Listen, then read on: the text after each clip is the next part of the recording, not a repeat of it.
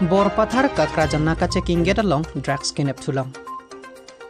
Pini ada 4-5 plira minithom kep malom Borpathar police station ke parlo Santipur mate ka krajan naka checking get along raikom sai khiatum kirika kuruk asai kedeng bom ahut ehum nagaon pen Dimapur anathu kedam bom ehum abbas along pen drugs mate heroin kinep thulam.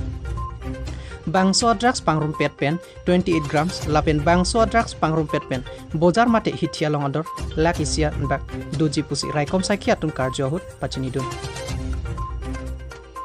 Lapen kachingnang cek agari registration number AS25CC 3056 lapen inut kachingnang cek abang fomen lapuson hello Dular udin pusi pangthek pon lapen no namat Borpathar raikom sai khiatum wang pen bangso gari lapen kachingnang cek abang pophat chipari deng pon lo Bokajan pen Lawrence Lekte Lutiki News Karbiang.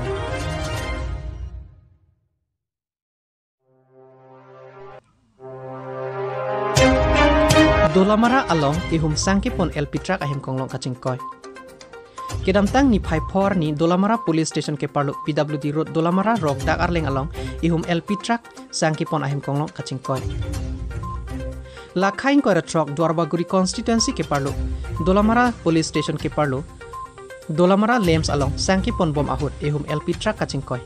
Bangso kaching koy fit ahem konglong registration number AS09C 4407.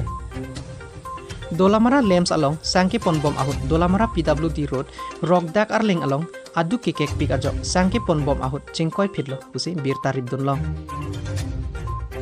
Bangso lames asang abek lake bek pharo isira bek truck kebdo bontan no namat ke kichi kejang lapen areng hukiso avila lapen Dolamara raikom sakya tum sitami adimak long an kapale dap avila Kajironga pen Thompson Terang Lutiki News Karbiang long.